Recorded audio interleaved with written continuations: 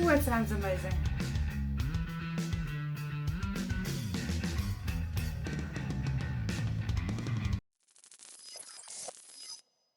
What's up everyone, and welcome back to another reaction. It's documentary time, and it's MISA's documentary, The Bass Player of Band-Maid. So I am so excited because I know after MISA I've got only MIKU left, and I have been requested, it has been requested,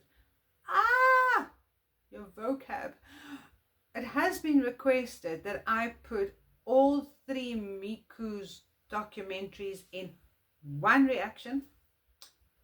I'd like to know, you guys comfortable with that? Of me putting an hour-and-a-half video on? Quite comfortable? Please let me know in the comments of this one. I would really appreciate that. Then I can plan that. But I am so excited. I am so excited because the more I look at these documentaries, the more I'm falling for these ladies. But yes, are you guys ready? I am so ready. I'm excited. Let's go. Let's go. Am I ready? I'm not ready. And it seems like we're starting off with a very cute SAIKI and MIKU. じゃあ次はベースミサにしましょう。ミサちゃんは1回目で言ってびっくりされるのはステージドリンクがウイスキーストレート。本当にあの人酔っ払うんです。ねえ、もう本当に2時間とかはまあ長いとやったりすると結構後半はもうフラフラというかベロベロというかベロベロですぽね、出来上がりつつある感じですぽね。まあでもよりね、なんだろう、グルービーなベースをそうベースの演奏が良くなるから緊張しいだったりちょっとするところがあるので、ピュアだからとてもバンドメイドで一番純粋な心を持ってるの。見た目はねクールビューティーなアジアンビューティーな感じなんだけど海外からのね人気はすごいですぽね。一番ですね。ミサってすごいコールが大きいぐらい。だって怖い印象を受けるもんね、最初はあんまりこう喋らないからね。そう怖い人だと思ってましたっていうコメントよく見るね。でも小学生みたいなねことですごいくだらないことでミサちゃん一番笑うし変顔もすごいする。一番そういうの大好きだもんね。だから怖いとは一番真逆にいる。一番面白い人かもしれない。そうだっぽね。バンドメイドの一番面白い人だっぽね、きっと。Oh wow. With an introduction like that, I think we can figure out who's going to be highlighted in today's video. So today, let's talk about MISA. Ooh, it sounds amazing.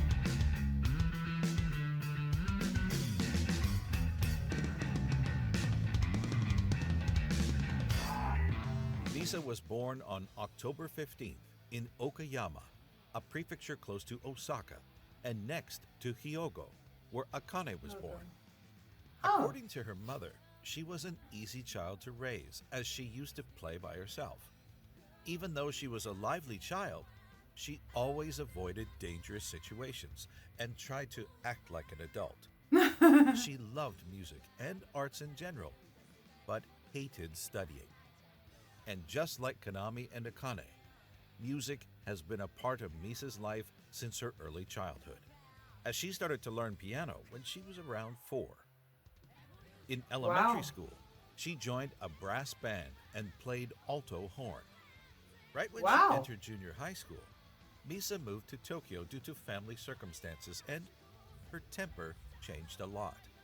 She had a hard time fitting in with life in the big city and getting along with her peers from the same grade. That's fast.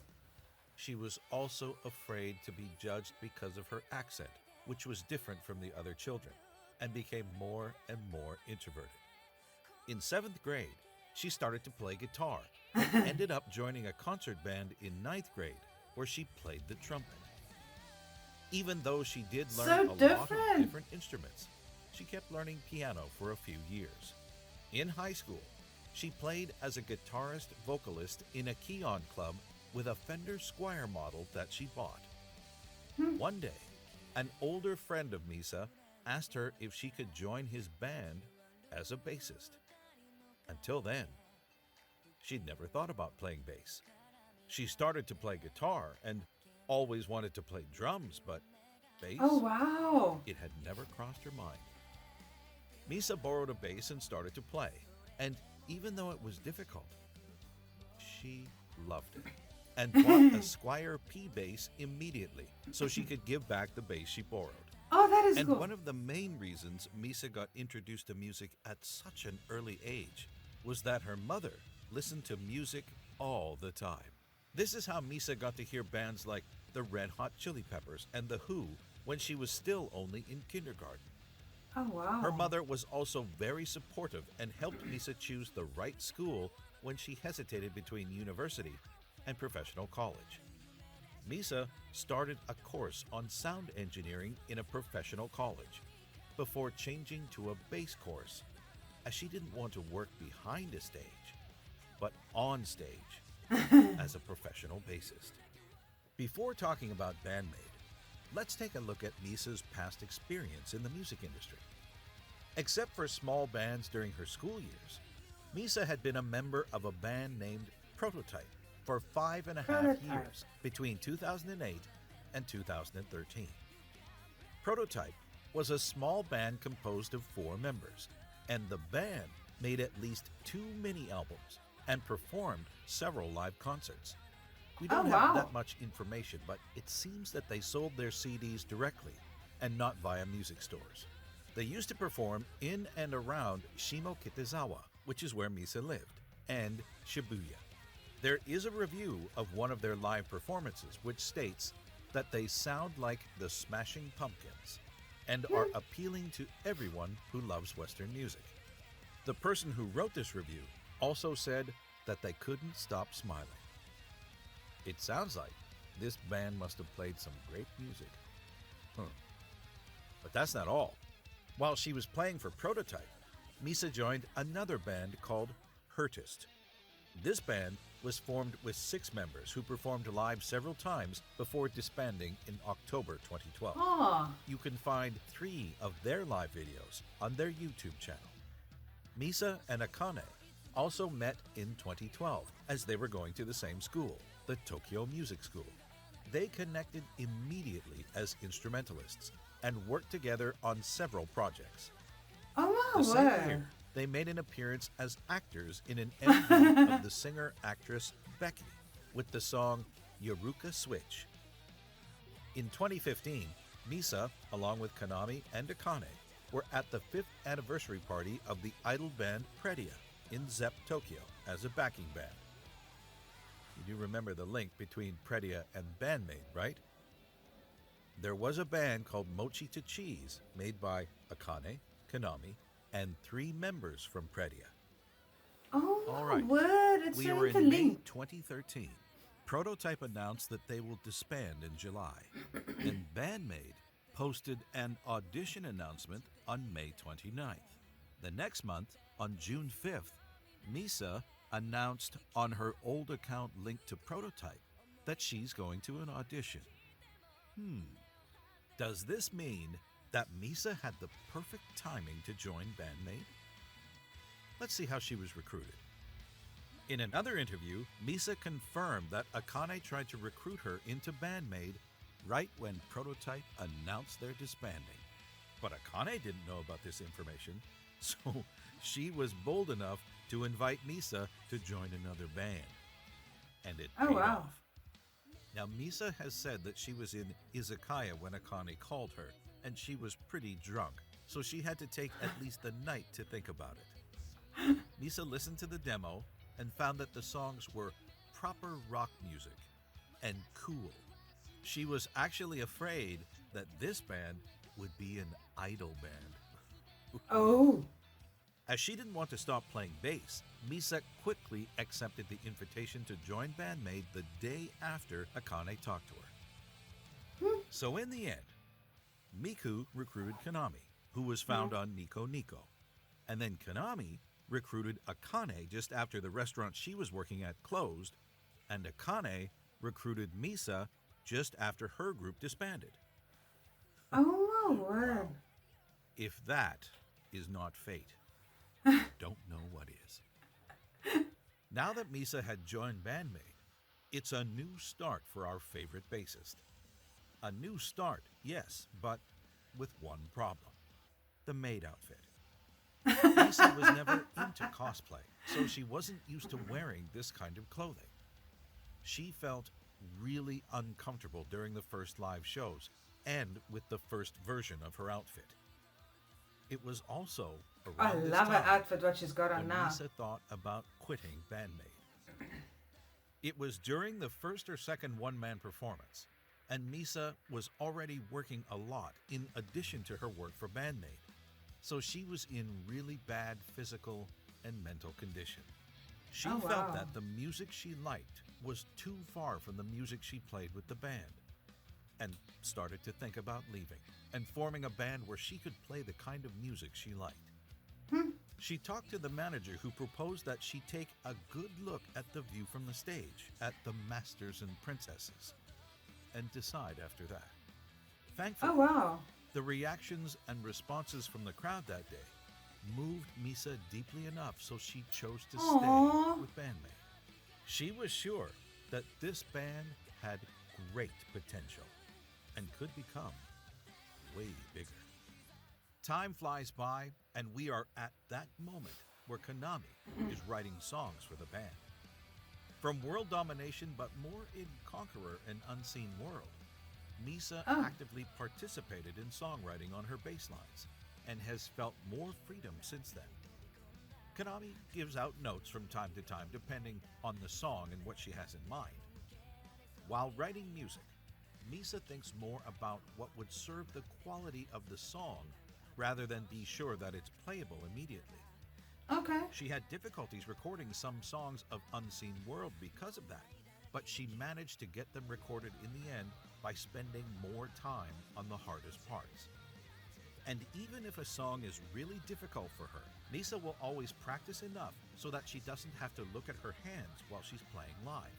For example, the first part of No God was written by KANAMI, and she asked MISA to write the rest of the song. At this time, MISA was learning bass and drum programming, so she wrote those two parts, including her solo. Ooh, I like that!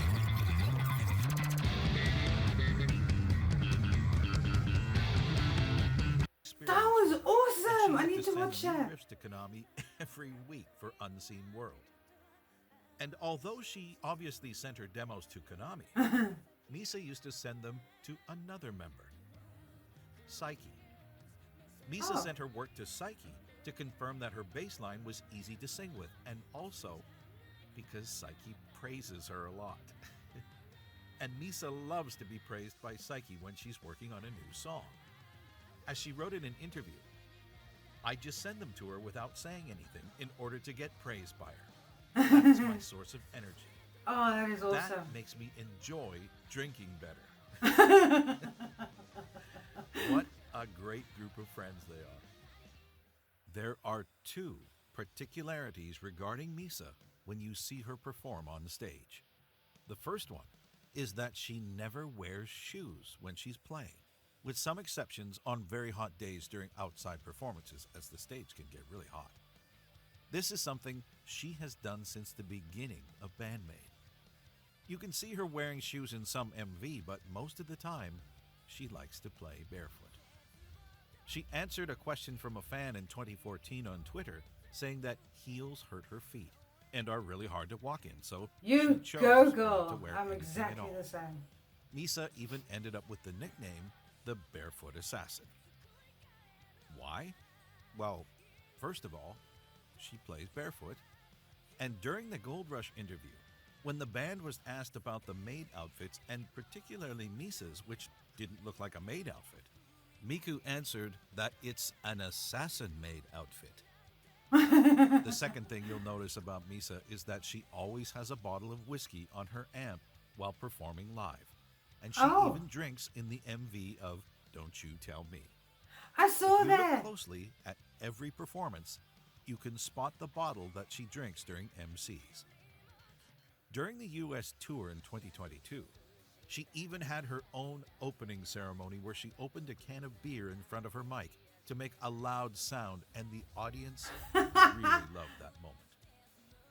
MISA used to open a can of beer or drink whiskey during MCs for a long time, and she even shared a bit of her whiskey with a fan in 2019 during a concert in the New York Mercury Lounge.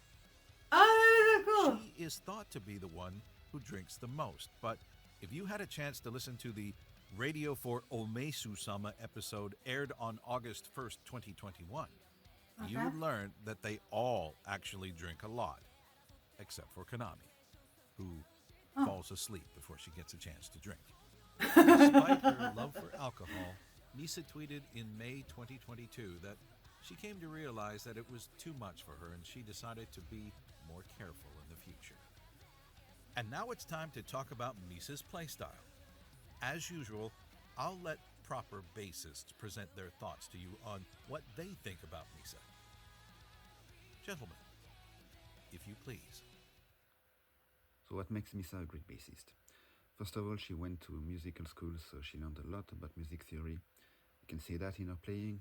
She's constantly moving around the root note, adding or removing note at the end of her phrases, changing the tone by going all over the neck and not just staying at the low end. She masters all the playing styles, finger style, slap, pick. She knows when to use them and always use the right one at the right moment. She can switch from one to another in a blink of an eye, like when she does her pick flip to switch from pick to slap. Her right hand work is so smooth and precise. It's mesmerizing. When it comes to her role in the band, she's a lead bassist. She can flawlessly jump from just playing the root note to taking the lead or providing an harmony to the vocals, and all of this in the same bar. There is no boundaries in her playing. That's what makes her so interesting and very inspiring to me. She's my favorite bassist, and I hope to hear her and Band-Maid for a lot more years. When I think back about all of the bands that I've loved for many years, so many great bass players. But when I think of the bassists who really excited me, or more importantly, the ones whose parts I wanted to learn how to play, I think they all have kind of one thing in common. And that's the use of the bass, not just as a tonal and rhythmic foundation for a song or that kind of glue that holds a band together, but they use the instrument as another source of melody and melodicism and musicality. And I think there are far fewer of those kinds of bassists out there. So imagine my delight as a bassist discovering Band-Maid, where you have MISA, who's just constantly up and down the neck, playing what aren't super complicated parts, but making these really musical choices about, a note here versus a note here. She's in many ways a counterpart to KANAMI in that they're always expanding on a riff or adding new textures or new little motifs. They may play something fairly straight the first time, but after that, forget it. And it's not, again, like the parts are super complicated or technically difficult. They're just really smart, or for me, the big thing is that they're really musical. How would I describe MISA's playing style? That's a tall order. What makes her special to me is her writing and her flawless ability to judge what to play and when to play it, without shying away from taking up space. She doesn't just serve the song, filling out the lower frequencies, locking up with the drums. She's actively creating a large portion of what makes the songs what they are. The groove, drive, momentum, anticipation, tension. It's like all her parts serve a purpose larger than just playing notes that work in the right tempo. She really adds another thick layer to the onion that is Band-Maid. One of my favorite habits of hers is when she's having a bit of a bass solo during the guitar solo, as can be heard in Manners and Reincarnation, for example. It's so backwards to the old tropes about backing down during a solo, but it's always so tastefully made and never distracting, rather the opposite. She also has this ability to tap into what the other instruments are doing and create her own parts from that, seamlessly switching between what instruments to follow. A prime example of that can be heard in the second verse of About Us, especially in the live version. She starts out by establishing the groove with the drums for the first 3 bars, and then a fill during the 4th bar, setting herself up for the next 4 bars, where she gradually starts playing off the vocals. The first 2 bars by matching the vocal phrases, subdivided by 16th. Apologies for pausing this.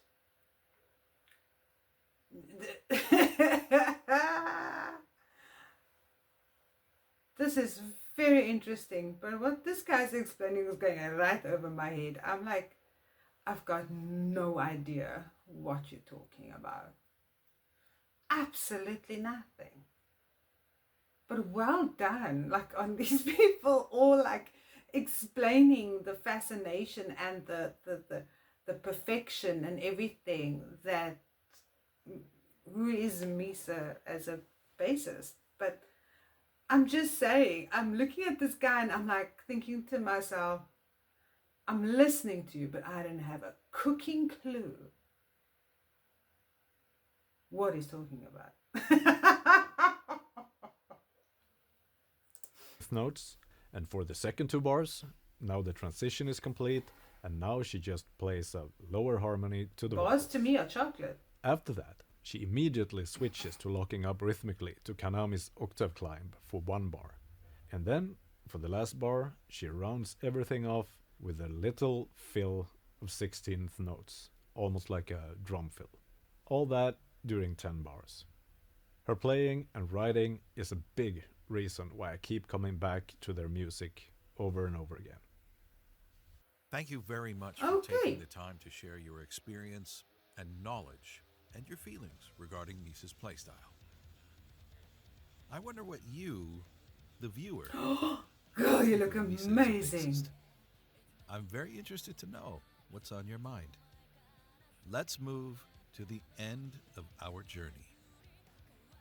MISA learned to play a lot of instruments, and even though she knew which ones she wanted to learn, she ended up playing the one instrument she never even thought about.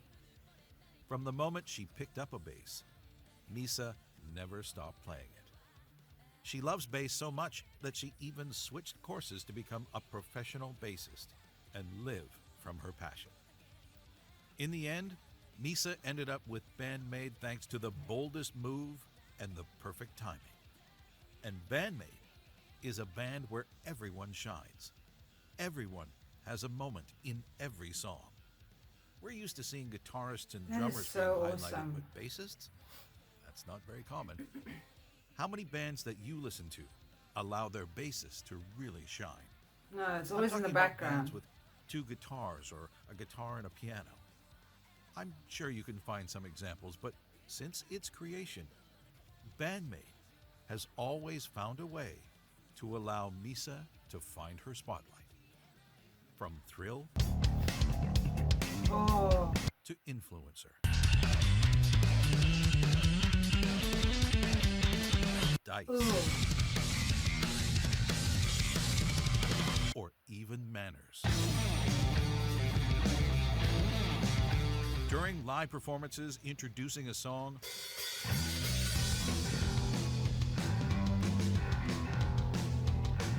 sounds amazing. Or to go crazy on a duel with KANAMI. Oh, I love those.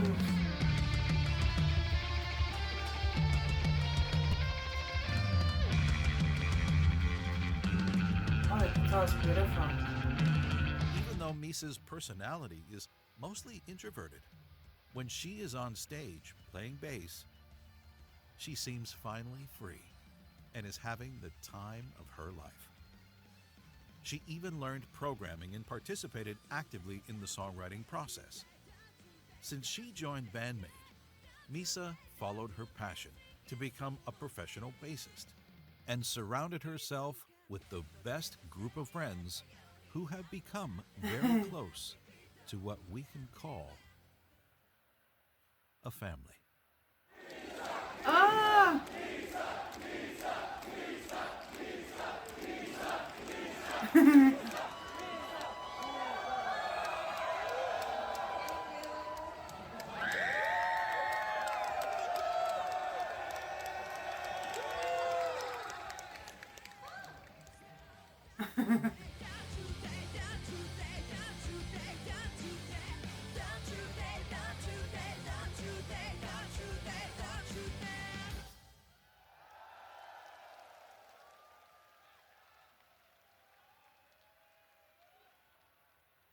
Awesome. There wasn't as much information, I must say, like not a lot of background information as what, like with SAIKI and etc. There was more info on their documentaries, like about her as a person, or them as a person. Sorry, my words are so jumbled tonight.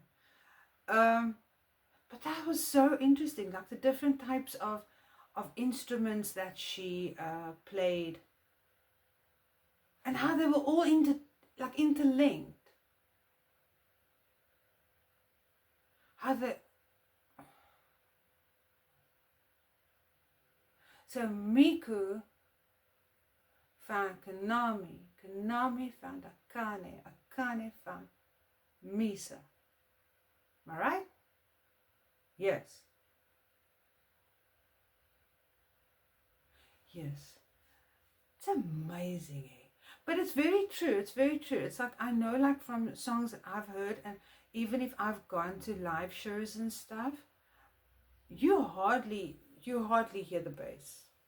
Well, you hear the bass, but it's like there is no limelight for the bass. Like I so get that. Yeah. But this is absolutely amazing. I like the fact that she said that she doesn't like to wear shoes or high heels because they hurt her feet. I'm exactly the same. I am flat shoes. That's it.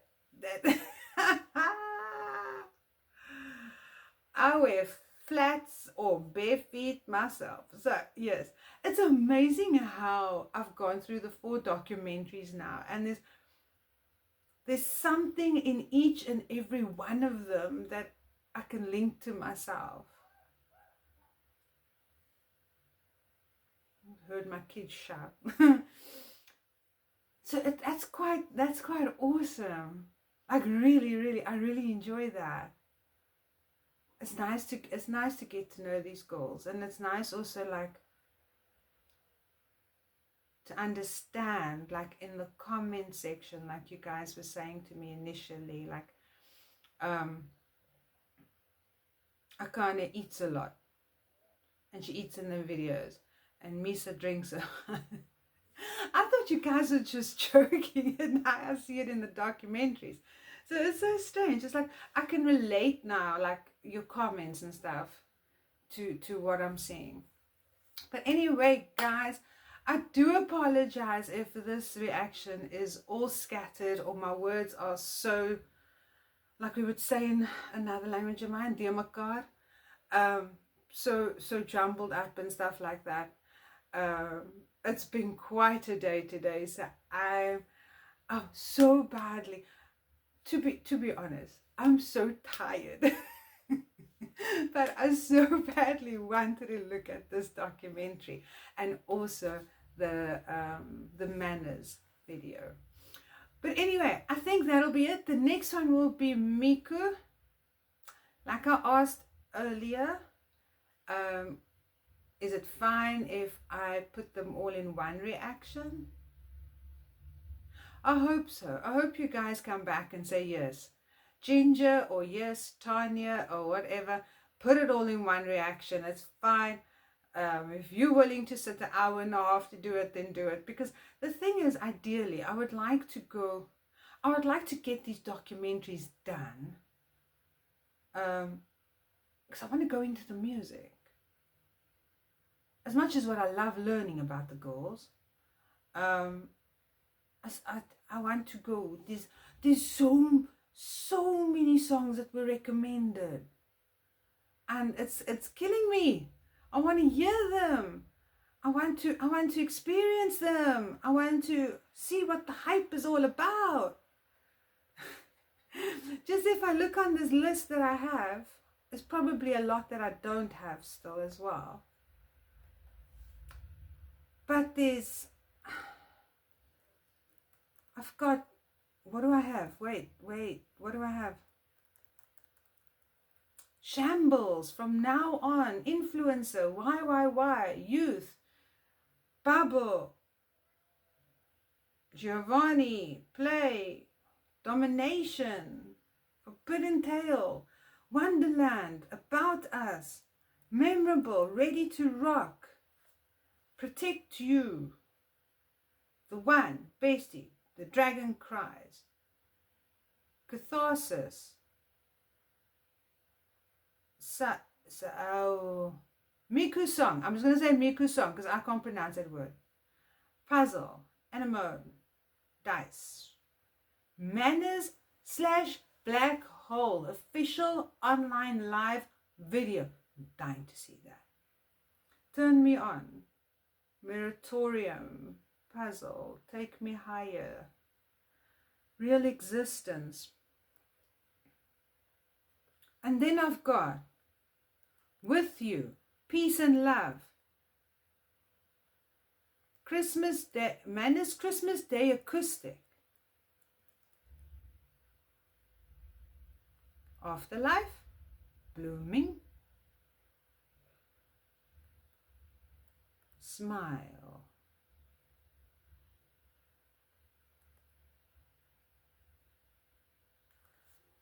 I can't say that, Something Time, or Maji Night Time, or Maji, I don't know. I'm dying to get to these things without holding back. Yeah. There's also Studio Coast Live, Zep Tokyo Live, Line Cuba, Shibuya Live, 2021 Band-Maid Online Acoustic Live, Secret My Lips. There's so much and more. I cannot wait. So please come to the comments and tell me what would be the perfect song. Probably one of Miku's songs for her that I can react to apart from her documentary. And I think I might just put them all in one. I'm excited to get to the stuff. But anyway, I am rambling. I am literally rambling. So, okay, I'm literally rambling. I will see you guys in the next reaction again. Much love to all. Bye bye bye. What?